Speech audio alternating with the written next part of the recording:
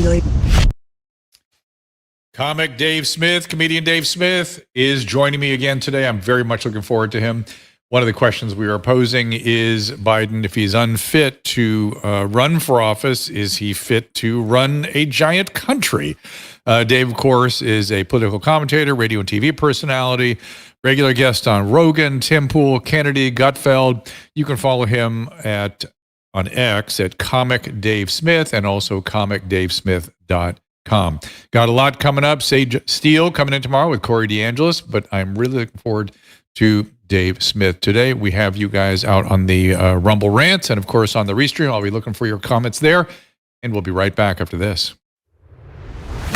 Our laws, as it pertains to substances, are draconian and bizarre. The psychopaths start this way. He was an alcoholic because of social media and pornography, PTSD, love addiction, fentanyl and heroin. Ridiculous.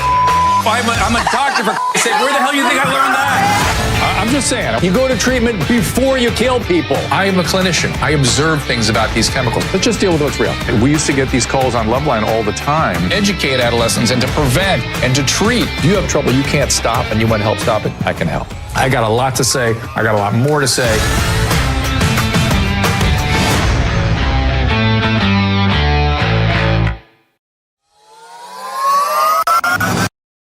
Joint and muscle pains are exhausting and frustrating, but I've got a over-the-counter medication I want to introduce you to that provides great relief using the power of, check it out, chili peppers. Capsidin is made with a proprietary formula that contains no non-steroidal anti-inflammatory agents, no opioids, no anesthetic or steroid, nothing, no chance for addiction, no side effects, no chance it's going to interact with other medication you might be taking. Capsidin contains capsaicin, which is the substance in chili peppers that burns your tongue. That gives you that burny feeling. And of course, I've recommended capsaicin creams to patients over the years, but other capsaicin creams burn your skin. That's what makes capsidin so unique. In clinical trials, capsidin has actually been demonstrated not to burn. I've been using capsidin to relieve my pain in my hands and my wrist from carpal tunnel syndrome and arthritis. The results have been amazing. I use it every day during my show, and I highly recommend it. Get the pain relief you need from various sources, even backache, sprains, bruises even. Order now at capsidin.com/Drew to get a 15% discount plus free shipping.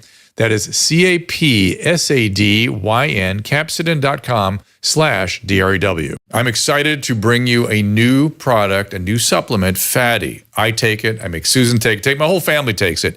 This comes out of, believe it or not, dolphin research. The Navy maintains a fleet of dolphins, and a brilliant veterinarian recognized that these dolphins sometimes developed a syndrome identical to our Alzheimer's disease. Those dolphins were deficient in a particular fatty acid. She replaced the fatty acid, and they didn't get the Alzheimer's. Humans have the same issue, and we are more deficient in this particular fatty acid than ever before. And a simple replacement of this fatty acid called C15 will help us prevent these syndromes. It's published in a recent journal called Metabolites. It's a new nutritional C15, pentadecanoic acid it's called. The deficiency that we are developing for C15 creates something called the cellular fragility syndrome. This is the first nutritional deficiency syndrome to be discovered in 75 years and may be affecting us in many ways, and as many as 1 in 3 of us. This is an important breakthrough. Take advantage of it. Go to fatty15.com/Dr. Drew to receive 15% off a 90-day starter kit subscription, or use code Dr. Drew at checkout for that 15% off, or just go to our website, drdrew.com/fatty15. I feel so fortunate to be supported by people that I'm really enthusiastic about. I take the Fatty, I make Susan take Fatty, I make my kids take it. It's clearly something we should all be doing. And then capsidin is great for neuropathic pain. And our next one. And of course, Paleo Valley. And of course, you've heard about GLP-1. It's the hormone that lets you know you're full. It coordinates digestion, gets some signals in the brain and the gut, keeps things moving through the gut. So if you're trying to lose weight, here's a tip. Highly processed foods make you feel hungry. They're digested more quickly. They spike insulin. But whole foods like Paleo Valley's grass-fed meat products and gelatin have shown to help you cut back. Autumn Smith, the CEO, says she uses the bone broth in the waning hours of intermittent fasting. I do the same thing with the chocolate one. It works perfectly. It's okay to do that because it helps her not overeat when she does eat after the fast. It doesn't have to be a long fast either. Paleo Valley's grass-fed and finished bone broth in chocolate, vanilla, and plain help you eat less. This in combination with the meat sticks is a quick snack before and after a workout or anytime. Get yours today at drdrew.com/Paleo Valley for 15% off your first order. Make sure you do not run out by subscribing, and you'll save 20%. drdrew.com/Paleo Valley. Realize I'm getting to be a little bit like Donald Trump in terms of the way I go off script all the time. Sorry about that, Susan. Just trying to run a teleprompter.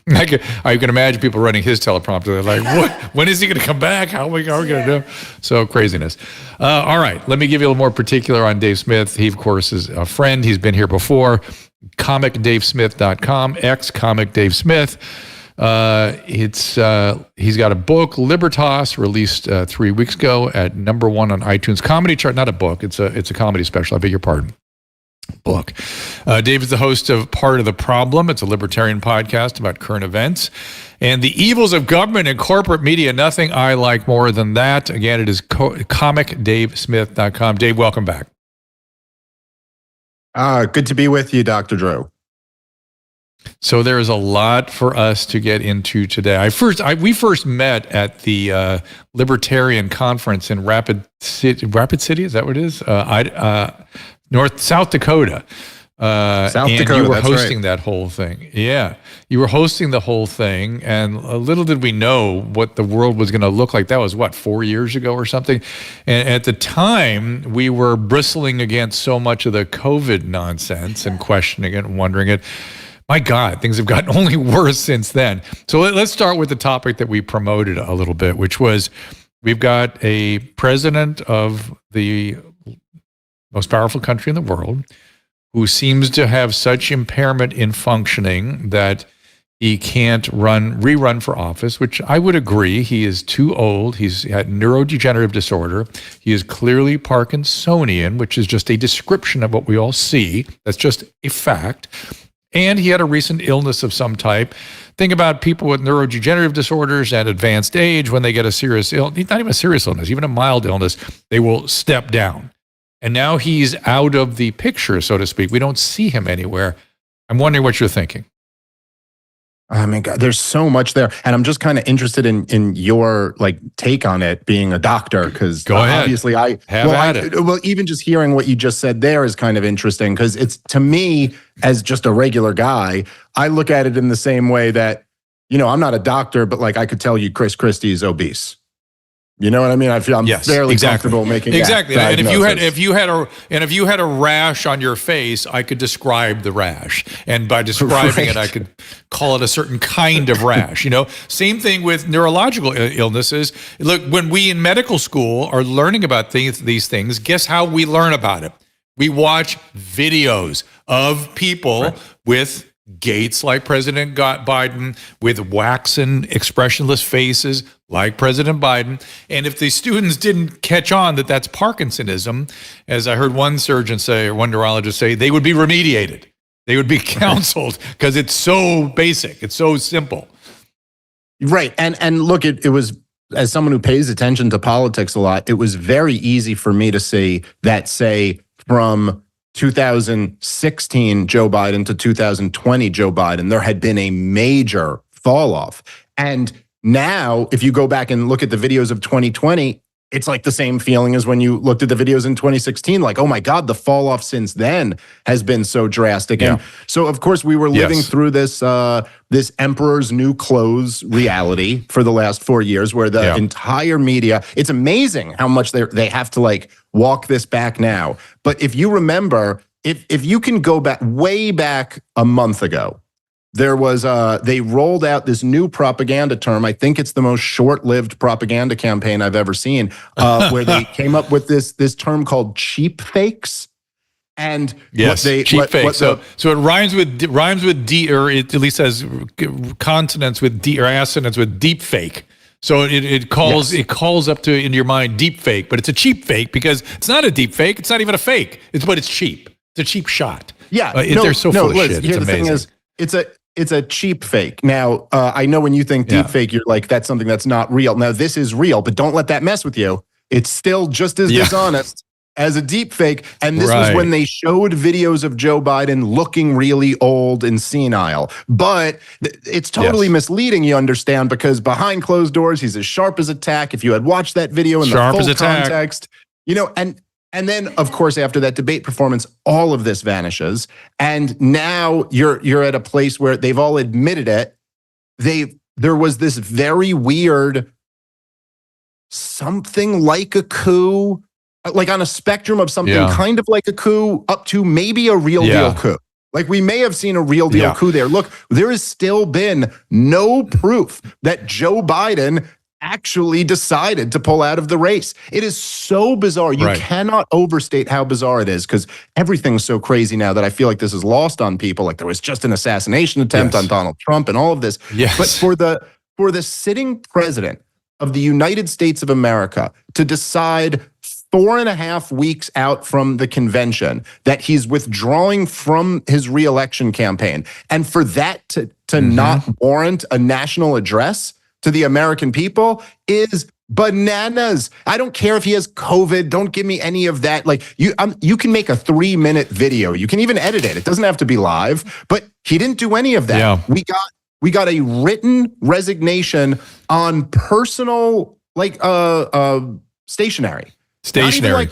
Not even with a new signature too, by the way. A new signature, a brand new signature. Like not his usual signature. And then he endorses Kamala Harris in a tweet, not even within that letter, in a tweet. And we still haven't heard from him. He's saying he's going to speak tomorrow. Yeah. But look, even if he did decide to resign and he was just very sick or something like that, look, he made his decision, and his decision was to stay in. And then the donors and the corporate media and the political elites forced him out. That's very close to a coup. So just a lot going on. Well, did you hear what Pelosi said? Did you hear what Pelosi said? There's the signatures up there. What Pelosi said, she goes, well, he can either go the easy way or the hard way, but he's going to go.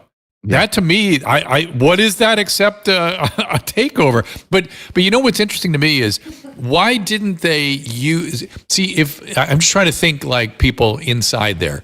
And to me, it seems like one of the things you would want is to really coronate Kamala Harris. You'd want her to be Cleopatra. And one of the ways to do that is to make her presidential for a while. Actually make her a president for a little while and show her with world leaders and all this stuff. It makes it harder for them to dislodge her from, and easier to compete, I would think, with Trump. But I have two thoughts. One is maybe they really don't want her. That's one thought. And the other is, my God, why not use constitutional means? The 25th Amendment only takes the vice president and one cabinet member. Are you aware of that? That's all it takes to invoke the 25th Amendment. Well, you certainly got the vice president on board, and it seems pretty easy to bring a cabinet member on board too. No?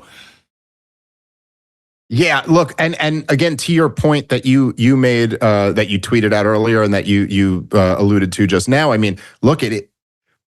Obviously, someone can argue, if they're being disingenuous, and say, well, he stepped down because he can't do another 4 years. But we all know the answer is that he stepped down because he can't get through the next 4 months. He can't run against Donald Trump. And everyone saw that in the debate. He can't do a debate. They threw him out there in... He can't win. He can't get through an interview. I mean, he can't do one interview without like a monumentally embarrassing moment. And if that's the case, then how can he continue for the next 5 months to be president of the United States of America? It's the whole thing as well. And isn't that weird? Your point is well taken. I mean, look, Barack Obama went out of his way not to endorse Harris, and he's kind of de facto the leader of the party. And I think what we're seeing right now is that essentially she's auditioning for the role. And that's why the entire media is trying to get her over. We're going to find out whether she gets the part or not. I think there's still a good chance she doesn't. Gets the part. Oh my God. Wow. To think about it that way is sort of striking. But I think President Obama is playing a really interesting game in that, you know, his field was constitutional law. And if you look at his language, he's very careful with what he says. He says, this is uncharted waters. I'm sure leadership will come up with a procedure where this is okay. You know, I mean, he's saying you can't do this. And we don't know how to do it. Good luck figuring it out, and maybe I'll come on board. Yeah, that's right. That seems to be it. And so now, look, I mean, the Democrats are in a very difficult position. Politically, this is just, it's very hard. Like, obviously, Joe Biden was done after that debate. And especially after all the questions about whether, it's like as soon as, sometimes there are certain questions that to ask the question is to answer the question. Like if you were to question whether you really want to be with your wife or not, that's already an answer. You know yes, what I mean? do. Like, whoa. Yes, I do. Right. Yes. Yes, I do. Don't ask me that. Yeah. Well, just asking that question. How dare you? Yes, in your case, you're not able to leave. She will use violence against you. But in general, it's not a good, like once you're asking that question, once you're asking the question, can the president be the nominee? The answer's already no. And likewise, the fact that we've all been speculating for months over Gavin Newsom just shows you how weak a candidate Kamala Harris is. Because why would we even be talking about that unless that she was such an unpopular vice president who's just so bad at this game?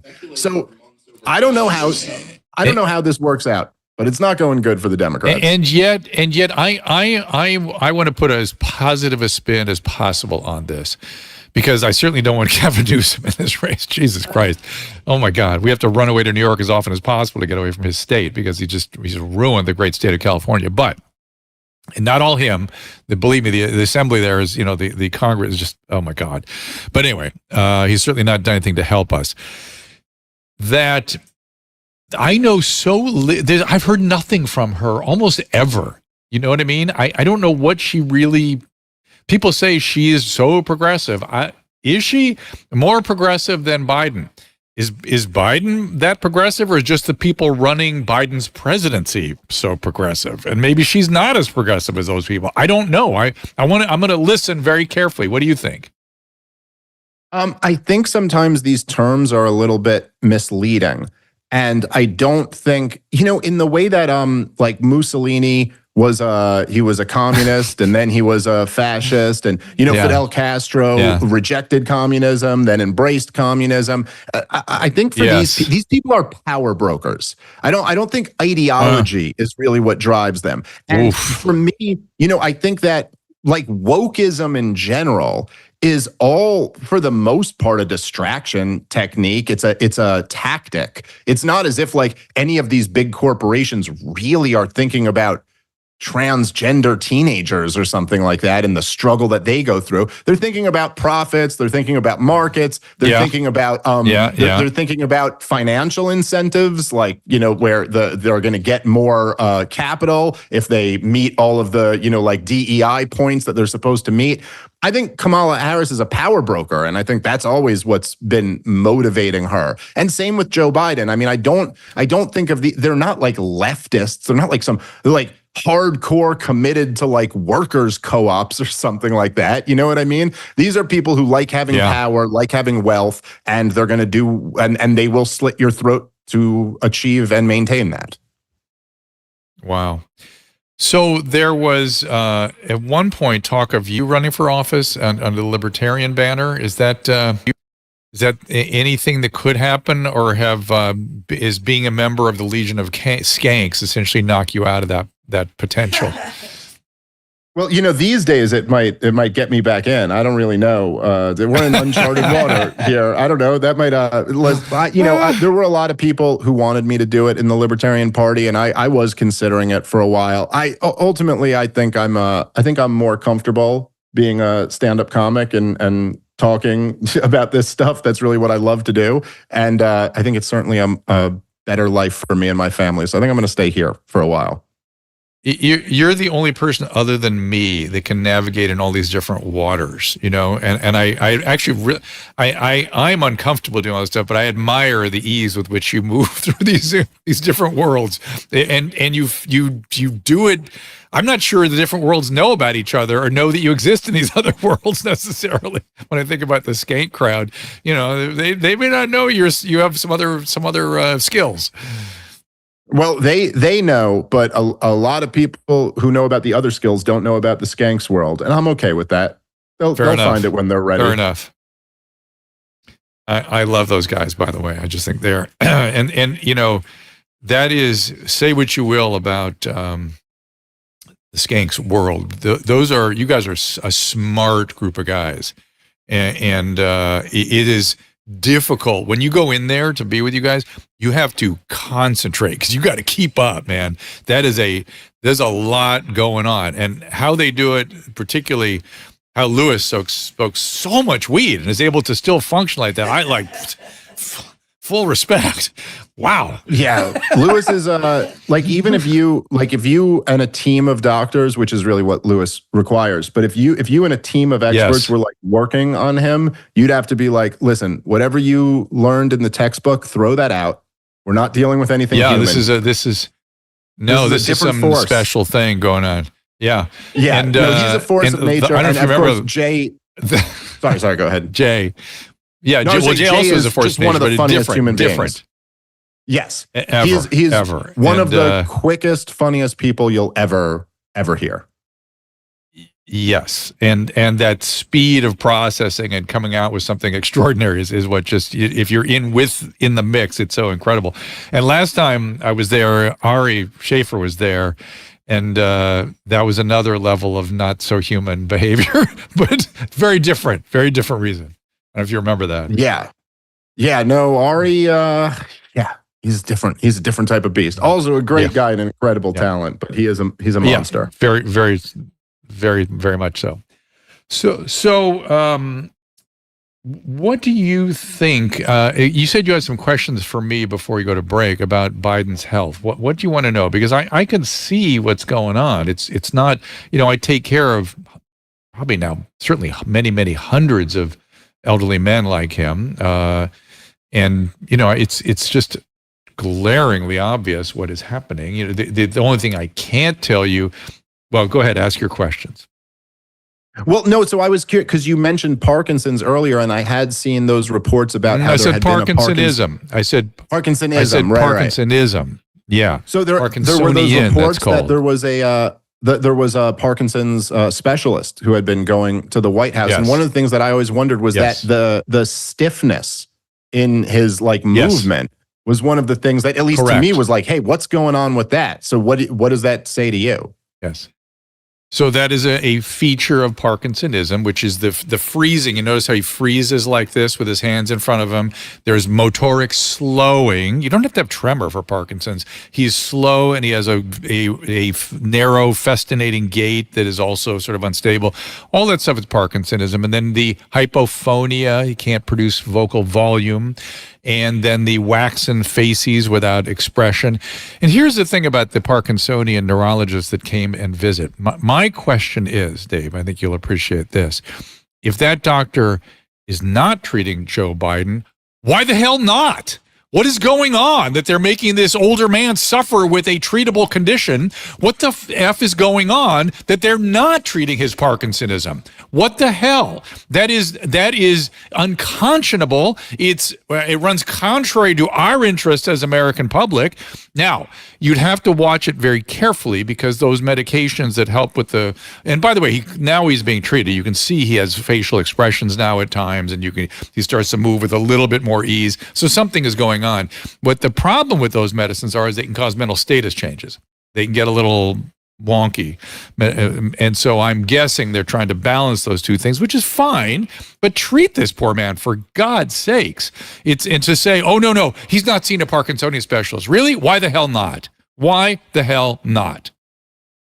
Yeah. I remember I was reading, I think it was, I can't remember. I want to say Jamie Dimon, but it could have been somebody else. But it was a CEO of a major company. And they were talking about he had some minor cancer and had to have surgery on it, and how he had to disclose that to the shareholders. Because if you're in charge of a big, powerful company, you got to let them know, look, I have this thing. I'm dealing with it. Should be fine. But heads up, I got this big surgery that I got to have or whatever. And the idea that being the commander-in-chief of the U.S. military, you would not have to disclose this information is just wild.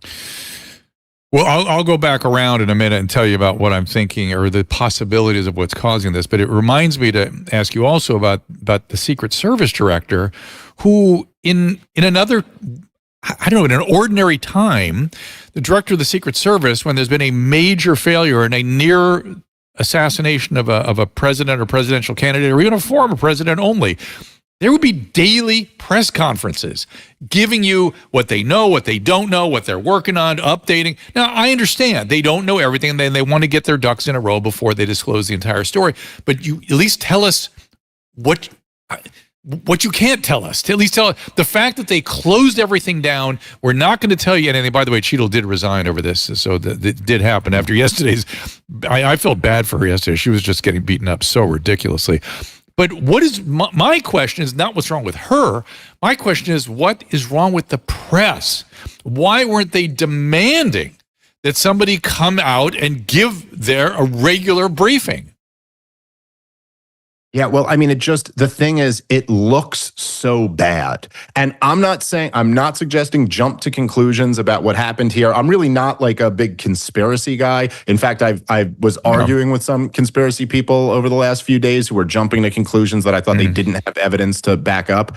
But human beings are pattern recognizing creatures. Like that's how we understand the world.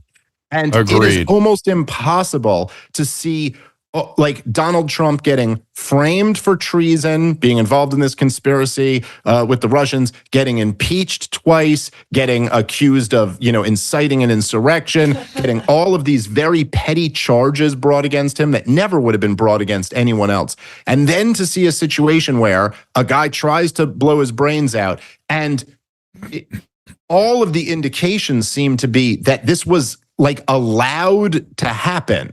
And I mean that like very literally, like I'm not saying necessarily there's a bigger conspiracy there, but then also when you see the media not asking the obvious questions, it is almost impossible to not kind of wonder and go, like, tell me I'm not looking at what I think I'm looking at here, because it is just so, it's not just a failure. It's like inconceivable that you would have a roof less than 200 yards away from where the former president is speaking. You get a guy, he's on videotape, he's scoping the area out for at least like an hour before he got up there. Multiple people warning local police and the Secret Service. I mean, there is something about this that really stinks. And the fact that she just went and testified and had no answers for any of it, and then said yesterday that she wasn't going to resign, that she was still the best person to lead the Secret Service. I mean, look, at least today, at least we learned you can't push it that far. That was we learned the limits.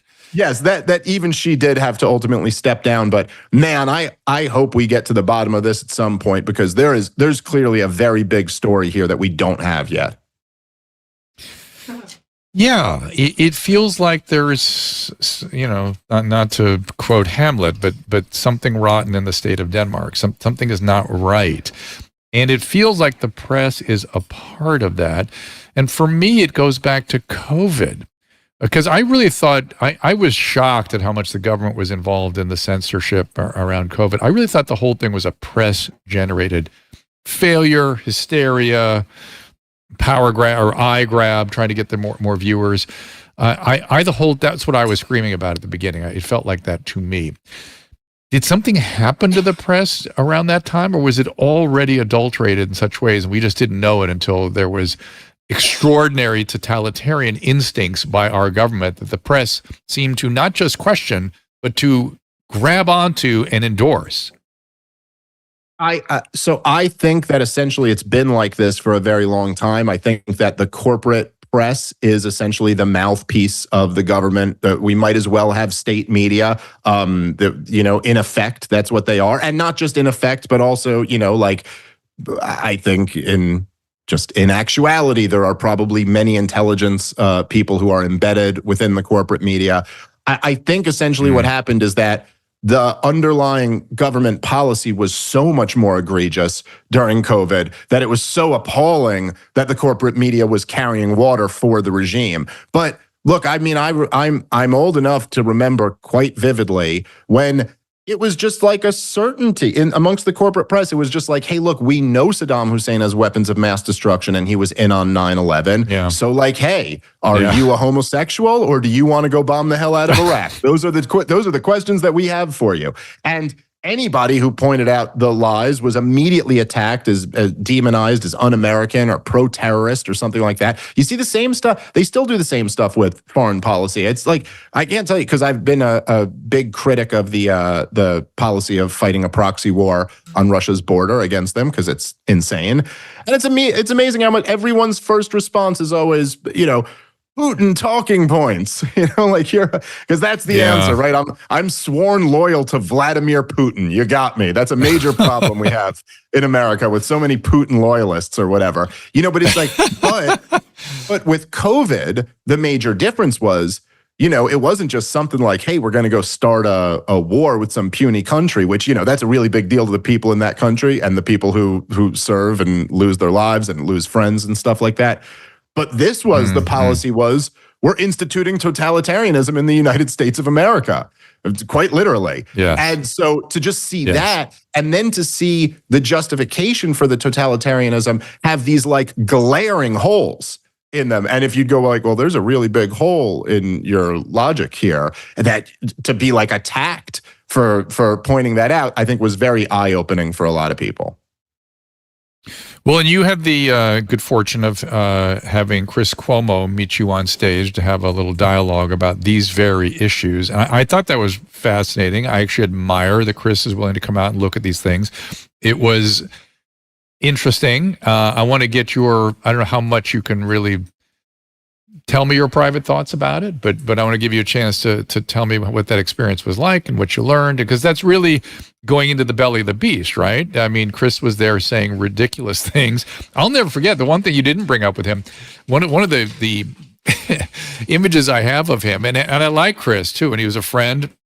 And I really do admire that he's willing to look at these things now, even though we got to bring him a little further. When he got up and went, "Today is a day in infamy. There's a Russian operative sitting in the Oval Office." Do you remember him saying that? Yeah, I did forget that until you just brought it up. But yeah, that's right. Yeah. Yeah. You can get that clip next time you talk to him. I think, it was a really weird experience to debate him. I've never hold on. Hold it. I got to take a little break.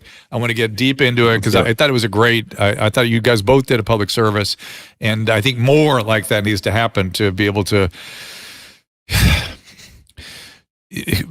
parse through, that's the kindest word I can come up with, this phenomenon that happened. It sort of goes under the rubric of hysteria, but it's also under the heading of carrying water for the government under circumstances where their overreach was outrageous. Dave Smith is here, Comic Dave Smith, where you find him. We'll be right back after this. The summer heat is underway, but Cozy Earth has the perfect bath products and bedding to keep your daily routine refreshing. At cozyearth.com/Drew, not Dr. Drew, just Drew, you can get 30% off with my discount code DREW. Plus, get free socks when you tell them that I sent you in the checkout survey. Cozy Earth's bath sheets and towels are crafted with advanced technology, elevating the traditional design of towels with exceptional absorbency, durability, and comfort. Their revolutionary sheets are made from viscose, from bamboo, and are designed to keep you cool and comfortable no matter how high the temperatures soar. And with Cozy Earth, you are investing in quality and durability. All of their bedding and bath products come with a 100-night sleep trial and 10-year warranty. We have their sheets on our bed right now. Trust me, once you experience the comfort of Cozy Earth, you will never want to go back. Get 30% off at cozyearth.com, C-O-Z-Y, Earth, one word, cozyearth.com/Drew. Use promo code Drew. Don't forget to tell them I sent you in the post-purchase survey to get the free socks. That is cozyearth.com/DREW. Many of us have not gotten over COVID. I'm not talking about the virus itself, but the response. We were flabbergasted by what the government could do to us. There is no telling what they might pull next time, and it's looking more like there will be a next time. So we all have to be what I call rationally ready. That's where the wellness company comes in.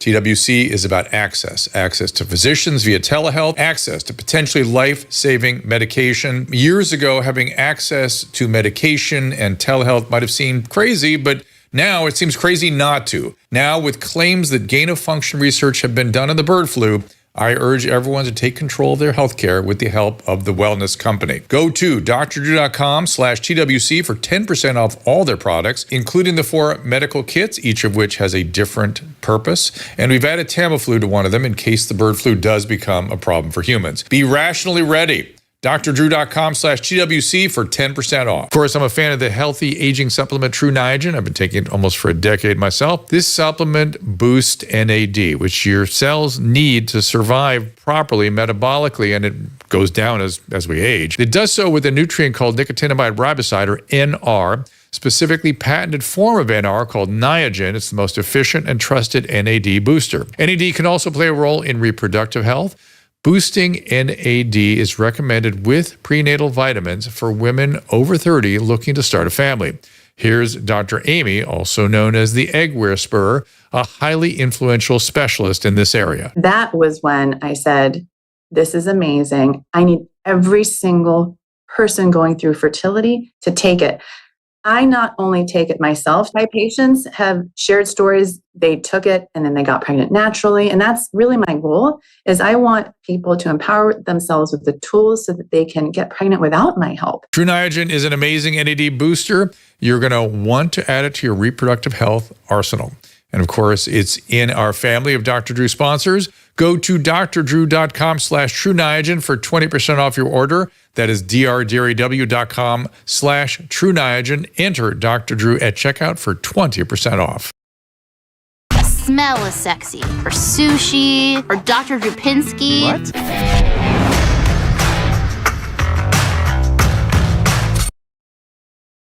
Weird to get mentioned as a smell like sushi in the same breath. But we literally had a friend get pregnant with True Niagen who'd been trying and went on it because I was recommending it for health reasons, and she got pregnant. We'll tell you more about it when we can. All right. Prices, of course, keep going up. It's easier than ever to get into debt, but getting out of debt, that can be a little bit challenging. Much harder to do, but you don't have to go through it alone because help is available thanks to PDS Debt. PDS Debt has customized options for anyone struggling with credit card. Yes, I hear you, Caleb. I like PDS Debt too, but Susan gave me the wrong thing. I can get to that very quickly here. Why don't we go back to Dave? We can come back to that when you're ready. Yeah, good idea. Well, he sent them to us because I saw them. All right, Dave, before the break, I do like PDS Debt, so if you guys are all over it. Check it out. Yeah, so, right, dr.com/PDS Debt. So, you and Cuomo, just give me the first 30,000-foot view. What was that experience like? Excuse me. It was bizarre and it was uncomfortable. I didn't enjoy it. I enjoyed, I enjoyed that we did it, and I really enjoyed the feedback to it. But there was, I've done a lot of debates. I've never really debated before where the topic was kind of the person I was debating, if that makes sense. Like yes. The topic was you. Yes. And there's something kind of uncomfortable about that.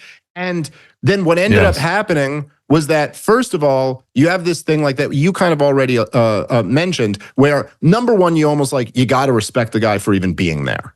You know what I mean? So it's kind of look, he's going into a kind of hostile environment against somebody in me who's going to prosecute the case fairly aggressively. The crowd was on my side. The audience online was on my side. So there was kind of I kind of respected that he was doing that.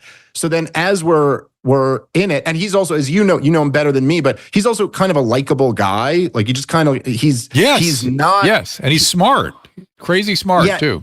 He's not what kind of the caricature of a member of the corporate media is. That's very right. unpleasant. He's not that. But then what happens is we're in the debate.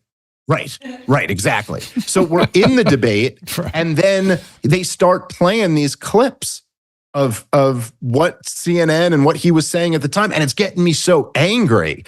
And then I think because he felt like he had to defend himself, he kind of started going on the attack against me a little bit, and then that kind of pissed me off. And so then I was like, oh, okay, well, I'm going to let him have it now.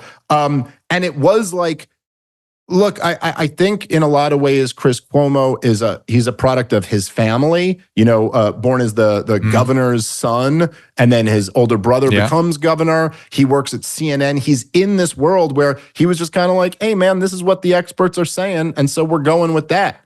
But it was just, like so many things in the debate, it was just infuriating because it's like, look, man, I mean, I got, I'm doing pretty well for myself, but it's a fairly rinky-dink operation here. It's not like I got 300 employees under me or something like that. I have, like my crew and some guys, and we do a show on the internet. But to be sitting there mocking somebody taking ivermectin as horse dewormer is like, I mean, dude, all you got to do is Google this. It's 30 seconds until you have the information.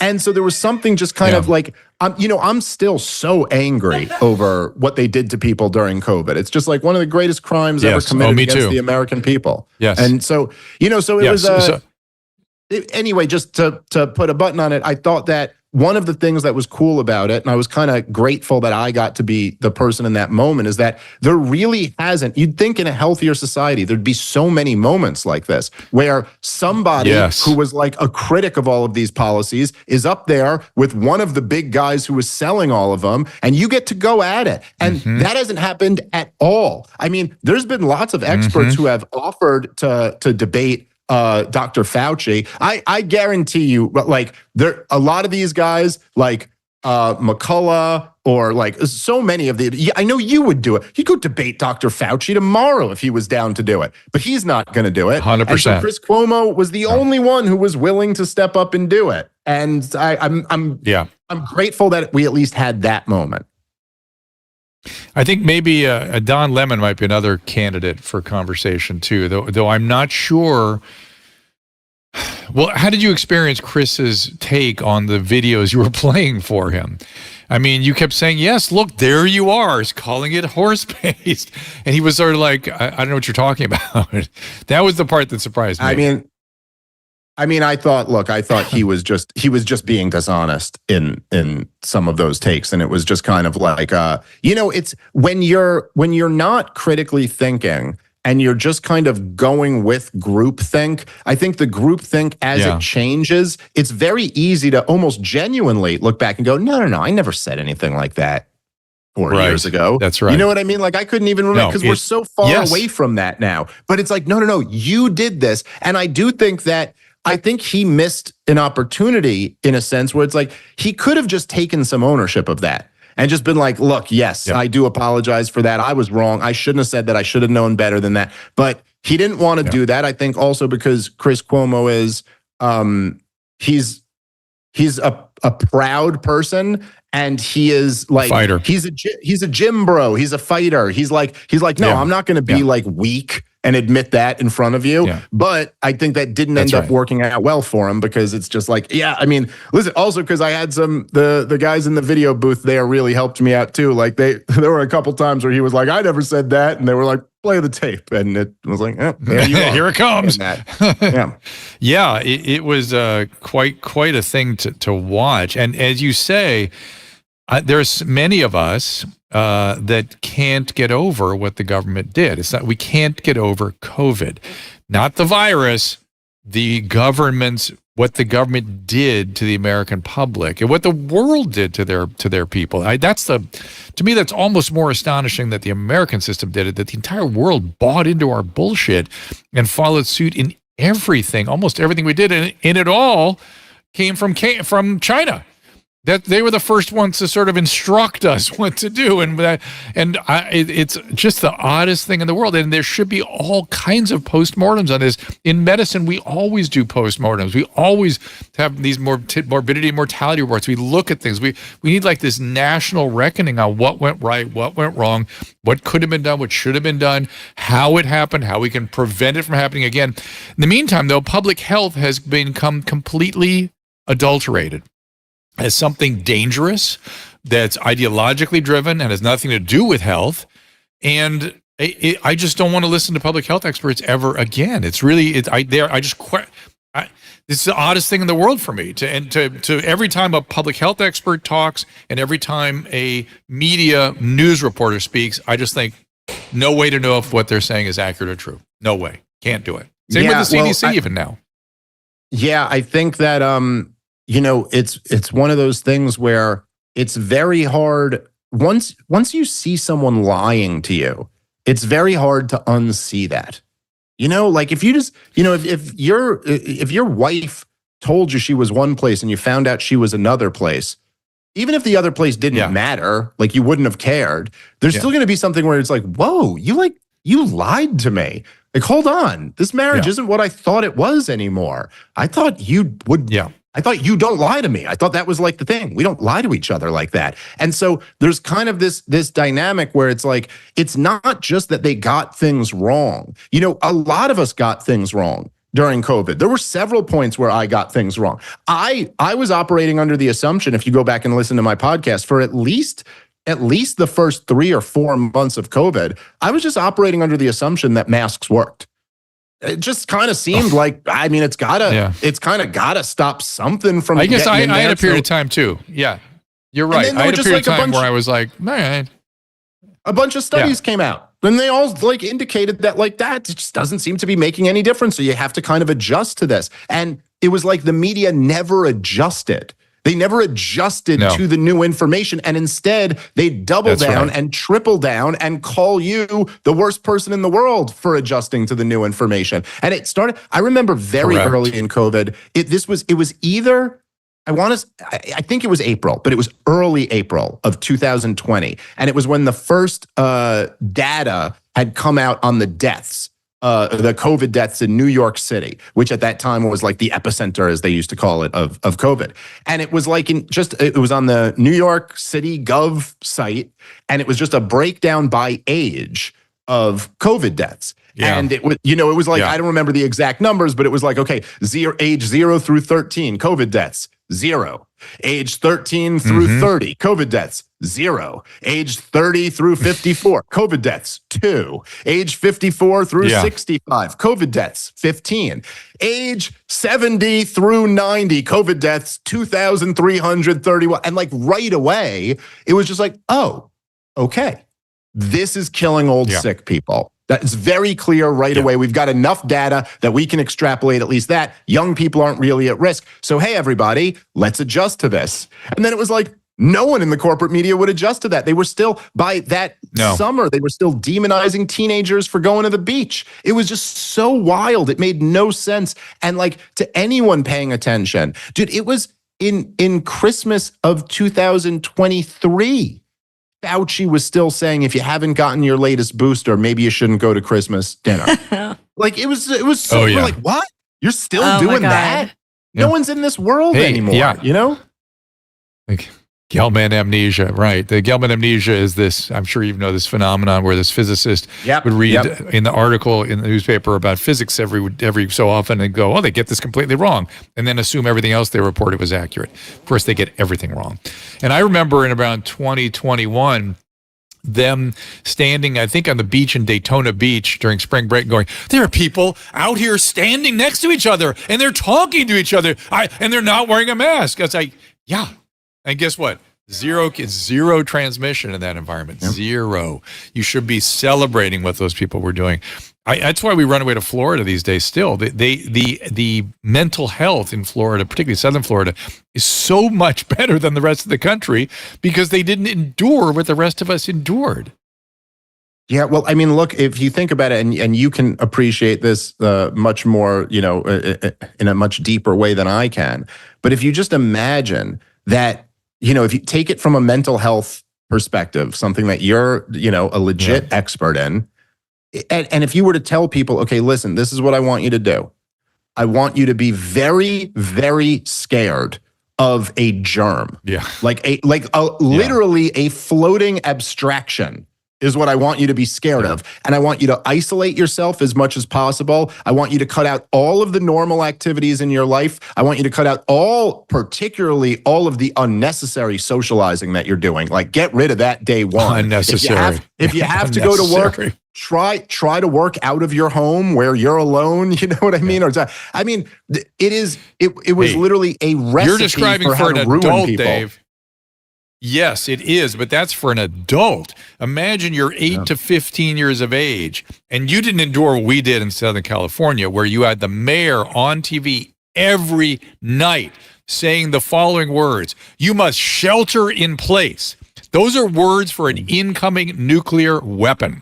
So you're 9 years old and you're hearing, if you don't shelter in place at a time in your life when your education is critical, your interaction with peers is monumentally important to your development and emotional health, and now hide in your room, shelter in place, or you're going to kill your parents.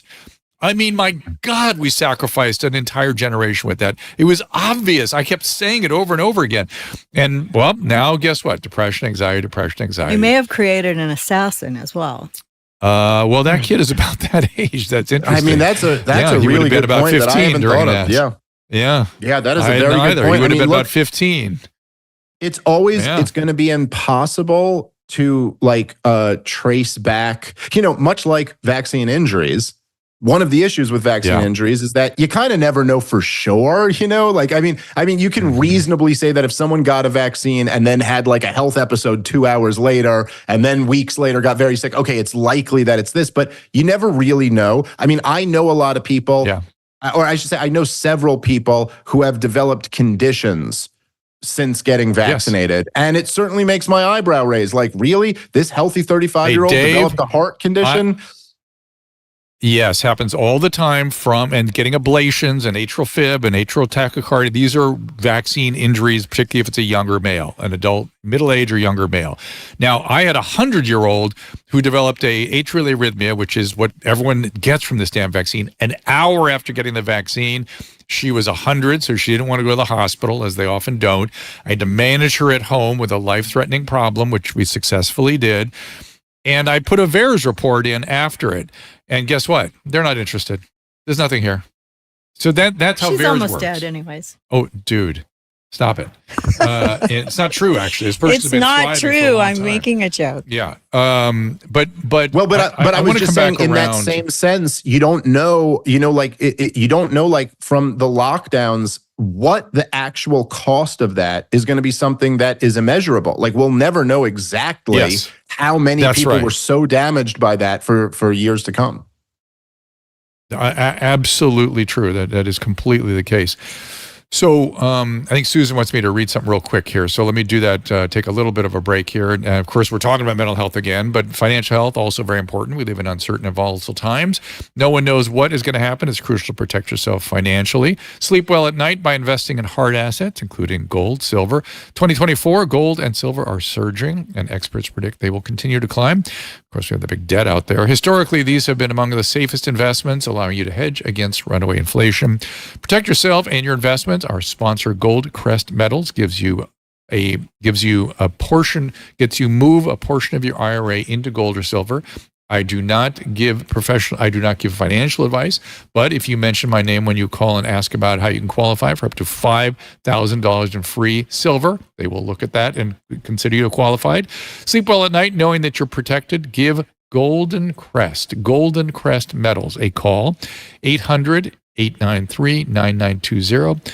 Again, that is 800-893-9920, or visit Golden Crest Metals, Golden, C-R-E-S-T, Metals, not Goldcrest, but goldencrestmetals.com. So we finally got that out. So, Dave, before the last break, I was saying I wanted to talk a little bit about Biden and his disabilities, his illnesses. And the one thing that people seem to again, the press does not in any way talk about, is he had an aneurysm in his brain when he was younger and had 2 neurosurgeries, 2 invasive operations on his brain. And that puts him at risk for all sorts of things, including dementia and Parkinsonism, for sure. So that's one possibility of one of the causes of what we're seeing here.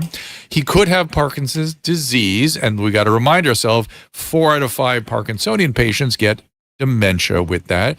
Sometimes Alzheimer's and or something called Lewy body dementia can have Parkinsonian features. So those are also possibilities. And there can be weird, obscure things as well.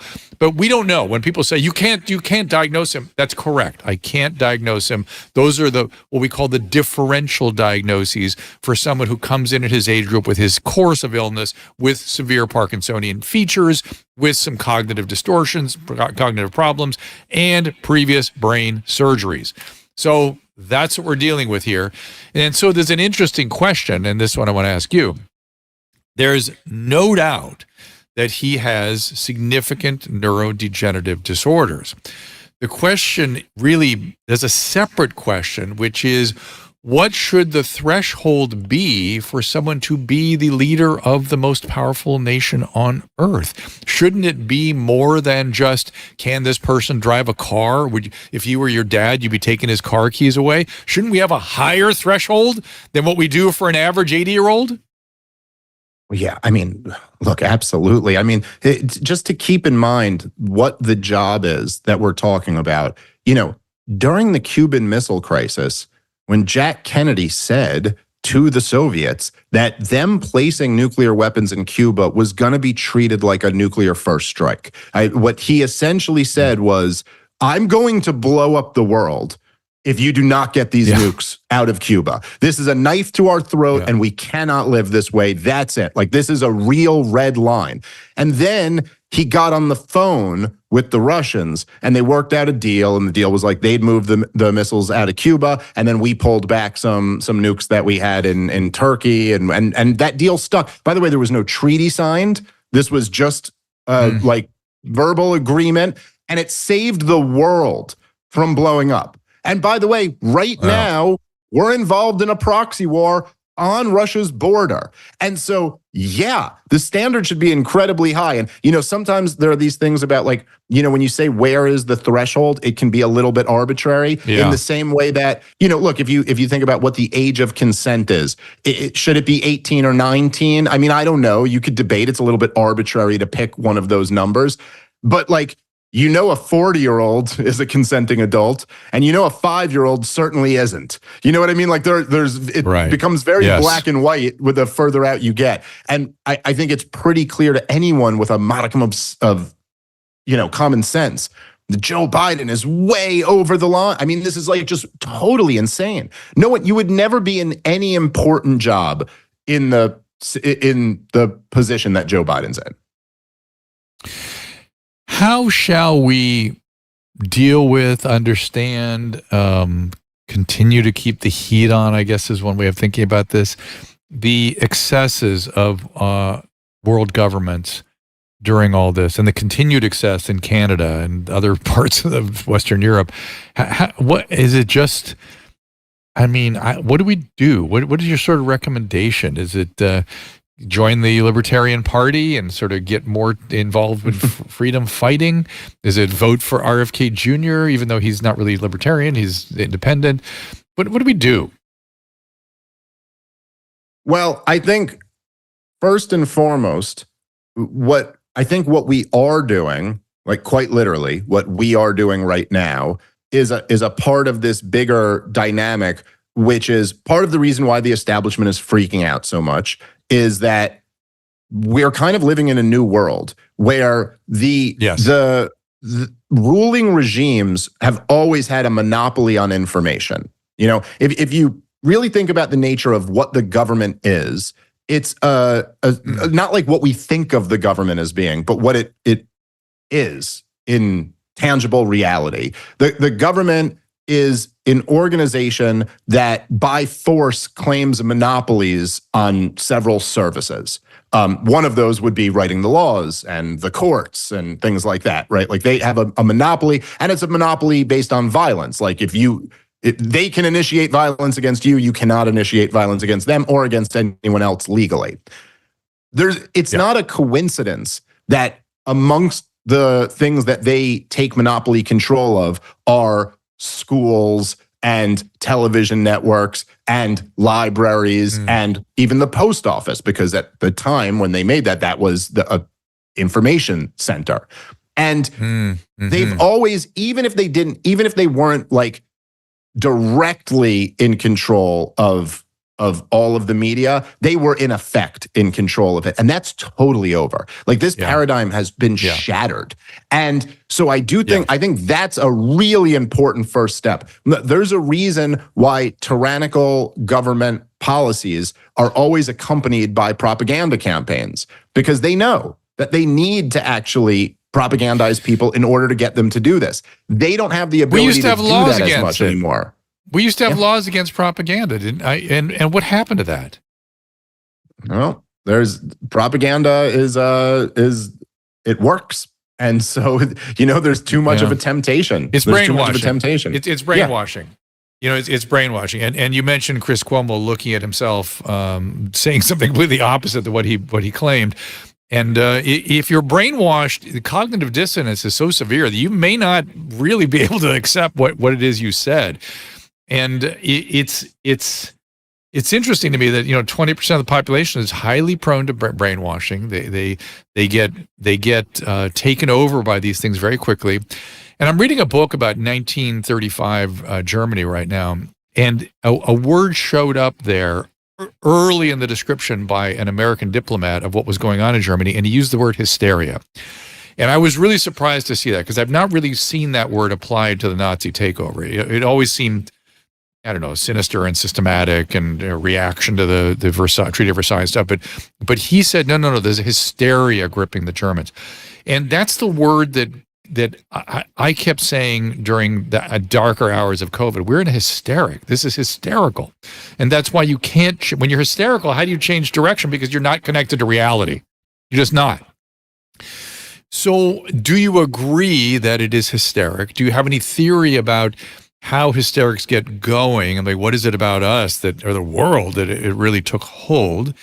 And then, of course, it's sort of obvious media's role in whipping it into an absolute, from hysteria to a frenzy.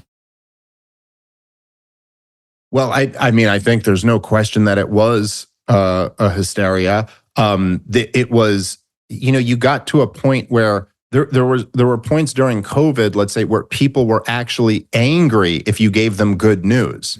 Like if you started saying, hey, look, we have this new study that the death rate is much lower than we thought it was going to be. They'd get angry at you like, oh, what are you downplaying it? Yes. If you remember when Donald Trump got COVID the first time, or I don't know, has he had it since, but when he got COVID in late 2020 and he tweeted, don't let fear of the virus rule your life. And they were offended. Yes. They were angry that he said that. That he told it, what do you mean don't let fear control your life? That's the whole thing we're trying to get them to do. Look, I think that was always what leadership was throughout my life, leading people. It's what he did when he stood up after the shooting. People were afraid. They saw him stand up and go fight, and the fear went away, and they all felt reassured by this. Now, whether it was realistic or not, because they were all in harm's way at that point, who knew? But it's what leaders do. They lead you in and put themselves at the head of the battle to inspire you and to assuage your anxieties. This was the opposite. This was shelter in place. Oh my God, shelter in place. What the hell? When do we become such effing pusses? What has gone on? Well, my grandfather used to always say, he was a World War II vet, and he used to always say, this nation is becoming a nation of wusses, and that was well before COVID. I'm glad he wasn't around to see that. But look, part of this probably comes just with wealth and prosperity. You get softer. We all do. Yeah. We're all softer than men of previous generations who had it much harder. But then there's also the fact that tyrants play on fear. And they always have, and they always do, because there's nothing, there's nothing that gets people to give up their liberty quicker than being afraid of something and getting the promise of protection. This is why people join gangs. It's and that was the plan in 2020. And I would say that I think it did have a lot to do with the fact that Donald Trump was up for re-election that year, and that the establishment felt like he just cannot be, he must be a one-term president, because it was such a repudiation of them that he won to begin with, and it would be such a repudiation of them for him to get re-elected. And I do think that motivated a lot of this. I'm not saying it explains everything. There's a lot of different factors involved. But that was definitely a major one. And whether it was, not just with COVID, with the riots in the summer of 2020, with everything leading up to the election, it was a real clampdown by the regime. And it was an absolute disaster. Yeah. It was a disaster. I was thinking just now about the hysteria around ivermectin, which was the latest molecule that people just had learned how to pronounce and magically had strong opinions about. But hydroxychloroquine, you forget about that. I mean, the next day they had strong opinions. And mind you, hydroxychloroquine, I've said this before in this program, is the only medication I'm aware of that the American College of Physicians recommends that women stay on if they have lupus or mixed connective tissue disease, stay on it without any concern during pregnancy. It's so benign, it's so inert, they take it for decades at a time and don't bother stopping it during pregnancy because it's completely inert. That medicine was, it's killing people. Well, how could your doctor recommend? Okay, just shut up. And again, remind ourselves that the CDC was the United States Pandemic Preparedness Plan was that the CDC would play an advisory role to the states, and the state would advise doctors how to behave and advise public health officials what should be done. That shifted, and they threw that out, and it became this totalitarian impulse that is disgusting. It's exactly the opposite of the impulse we want, given our Constitution and the government that we think we're running here. And part of what has happened on the heels of it, it feels like the government has forgot who their employers are. I mean, I just think about Lincoln's Gettysburg Address. The last words are, so that we have to. These people have died that shall not be in vain. So that government by the people for the people. What am I leaving out? Of the people by the people for the people should not have perished from the earth, which it seems not to be a part of our system right now. Yeah, and look, I don't know if it ever really was. I mean, I think all of these are nice ideas. Abraham Lincoln said that he also conscripted an army to go invade the South, and so it's real convenient that you get to be a government of the people, but really, like, you're their boss and you get to tell them what to do, including giving up their own lives. I think that I think probably a more accurate way to look at it is that the illusion that the government works for us was somewhat shattered over these last few years, and that you recognize that actually, no, they don't work for you. And if they did work for you and they betrayed you in that type of way, you would have a mechanism for, say, firing them. Now, you don't have that mechanism. You can choose between who the Democrats and the Republicans put up there. You have two choices. But even that, and I think this is something a lot of Americans are waking up to, is that doesn't really touch anything. I mean, there is like a permanent state that has nothing to do with elected representatives and that actually have far more power than our elected representatives have. And like Dr. Fauci was a member of that group, a very important one. Oh, yes. It didn't matter who you had elected. Even if you had elected Donald Trump, well, Fauci was in charge through 2020, not Donald Trump. Yes. No, that middle management, the bureaucrats, and they don't care about the will of the people, and that is gravely, gravely concerning. At least to move us back that direction, even though, as you say, it might be an illusion from through the eyes of a libertarian. The reality is we need to move ourselves back that way. The other thing I was thinking about. Agreed. You mentioned, the press and what they're not doing. The one thing I've noticed is they're carrying water for the government, and I feel like there's a psychology both in administrators on college campuses and amongst the press that when they were speaking truth to power, which was always their rallying cry, they meant truth to those 65-year-old white males in 1975 with the skinny ties and the white shirts and the horn-rimmed glasses. Those were the guys you speak to. But when I'm in charge, meaning the press now and the current administrations at colleges, no, I'm the good guy. I know the truth. Everyone listen to me, and F all you guys if you want to take issue with it. Think how crazy that has become, where truth to power was, no, truth to those guys. We got to cut down the power that those guys have so we can take all the power. It's crazy.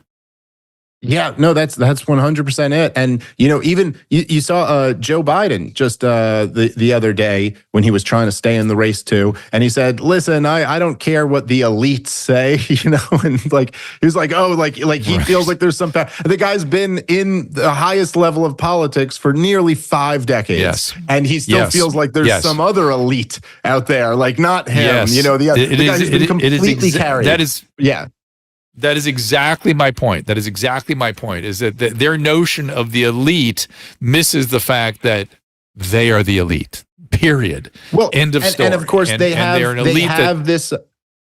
Right. And they have like an ideology to some degree that they've constructed where somehow when they're talking to like a truck driver, if he's a straight white guy, well, that's kind of the powerful. Like he's kind of on top of the hierarchy. Right. Meanwhile, you're like, what are you telling me? You're telling me that Michelle Obama is the powerless and some plumber is the powerful? This just makes no sense whatsoever. And so, yeah, look, there's the truth is that might be a nice thing to say, but holding the powerful accountable, and this is just true throughout human history, that's a dangerous game. You know who holds the powerful accountable? Julian Assange attempted to do that. Yeah. Sacrificed quite a bit of his life in order to do that. That's what it looks like. It doesn't look like Rachel Maddow. It doesn't look like cocktail parties. No. That's not what that looks like, Yeah. I would argue that you're doing that, and I appreciate that you're there, and I hope you will have further conversations with the elites and the people that armed with the evidence, whoever your guys are that threw in the videos. Hats off to them. I hope if I need to be in a debate in the future, I want them on hand. Whoever they are, please. They're heroes. But you are too for going out there and. Okay, good so thank you for doing that, and thank you for joining us here today. Is there anything else you want people to know about what you're up to these days? Partoftheproblem.com is the new site I just launched if you want to support my podcast. But all the stuff you said before, comicdavesmith.com, @comicdavesmith, Part of the Problem, all that. And it's always such a pleasure to talk to you, Dr. Drew. I always really enjoy it.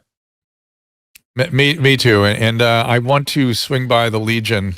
The boys, Legion of Skanks, someday soon. I do come to New York every so often, and one of the things I look forward to is Monday nights with those guys. Tell people where they can see that, and if they want to go see it live, where they go. And you're in the big room now. You're in the big boy room. That's right. We've moved up in the world since we first of all, of course, anytime you want to come, we love having you on. It's at the Stand in New York City. It's a great comedy club in New York City. Every Monday night at 8 p.m. from 8 to 10 p.m. we film the Legion of Skanks, and it's a party. It's always a great time. So if you are in the area, please do come on out to a show. It's a lot of fun. It's extraordinary, and they have a Skank Fest every year in Las Vegas. This year it's in October, I think, or the end of September. And the comedians, they're legendary comedians that come to this thing, and they will all say the same thing: as they've never had so much fun at a comedy festival or at a comedy show as they do on the weekend that they go to see the Skanks downtown Las Vegas. So it's another thing to look forward to. Yeah, it's the best comedy festival in the world. If anybody who's been there or performed there, it will tell you the same. It's always a great time. I'm having a flashback to when I was watching you guys as an audience member. It's the Skanks, and Roseanne was up there with you, and you brought in Violent J. And then Jay started screaming at me and made me come up on stage. I was just enjoying what you guys were doing. And and Tony was there. Tony Hinchcliffe was part of it. And it was really a legendary kind of panel, by the way. That was an extraordinary moment to see. That was my favorite show of the whole festival. It was surreal. It just like Roseanne ranting in her just glorious, hilarious, somewhat psychotic, but then you're like, I think she just made a really good point in there in like the way only Roseanne can do. That was so much fun. And if you want to come watch one of our shows, you should probably watch from the back of the room, Dr. Drew. You might get pulled up. You were too close. That was your own fault. You got too close. I was too close. Yeah, you get close to the flame, you get burned. That's bottom line. So, okay. Well, thank you, Dave. Comic Dave Smith. Look for him everywhere, X, website, whatever it might be. And hopefully I'll see you very soon. Absolutely. Good to see you, brother. You got it. All right. So we'll wrap this thing up tomorrow. Sage Steele in here. She is Really interesting person. Also, Corey DeAngelis, did I get that right? Oh, there's our list coming up. Kelly Victory going to come here Thursday at noon. Susan at her show at 3 o'clock Pacific time. Peter Navarro has actually agreed. Do you know who Peter Navarro is? This is a big deal. Peter, fresh out of prison. She fresh out of prison, Susan.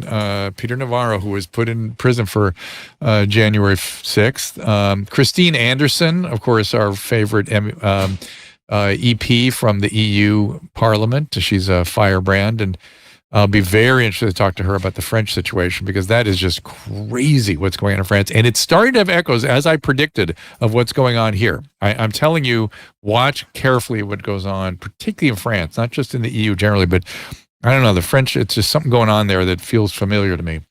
And there you go. So we got a lot coming up. We appreciate you all being here. If you have any requests for people you'd like us to talk to, contact drdrew.com. Susan, anything else on your hit parade there? Your thing is off. Say hi to everybody. Tell them about your show coming up on Hi, Thursday. everybody. Tell them about Thursday for you. That was a good show. This? Yeah. Yeah, Dave's amazing. I like Dave. Dave's always amazing. I have a Calling Out with Susan Pinsky coming up this Thursday with two psychics. I'm going to have a forensic psychic come on and talk about the mind of the shooter, Donald Trump's assassinator. Well, not assassinator, shooter. And call them assassins. Assassinator sounds. Yeah, he was. I want to talk. I want to know all the things that we don't know. Okay. Fair enough. Behind the scenes, there's a lot of is there lying? Is there, around. I want to get a psychic look at that, and then also we're going to talk about with Dr. Kelly Victory about Ozempic, the future of Ozempic psychically, and also COVID-19. And medically too. We're just going to talk about medical stuff, and then take a couple calls and do some psychic readings. All right, everybody. Thank you so much for being here. We appreciate it. We're in New York City this week. There's Susan's promo up there. And then Kelly will be with me earlier in the day that day. And we appreciate you all being here. Appreciate it. Watching you guys on the rants. You've been lively and interesting there. Let me see if there's anything, what I've got going on. Christine Anderson is great. She is good. Assange we met his dad. He was a great guy. There we go. We'll leave it at that, and we'll see you tomorrow at 3 o'clock Pacific time, 6 Eastern. Ask Dr. Drew is produced by Caleb Nation and Susan Pinsky. As a reminder, the discussions here are not a substitute for medical care, diagnosis, or treatment. This show is intended for educational and informational purposes only. I am a licensed physician, but I am not a replacement for your personal doctor, and I am not practicing medicine here. Always remember that our understanding of medicine and science is constantly evolving. Though my opinion is based on the information that is available to me today, some of the contents of this show could be outdated in the future. Be sure to check with trusted resources in case any of the information has been updated since this was published. If you or someone you know is in immediate danger, don't call me, call 911. If you're feeling hopeless or suicidal, call the National Suicide Prevention Lifeline at 800-273-8255. You can find more of my recommended organizations and helpful resources at drdrew.com/help.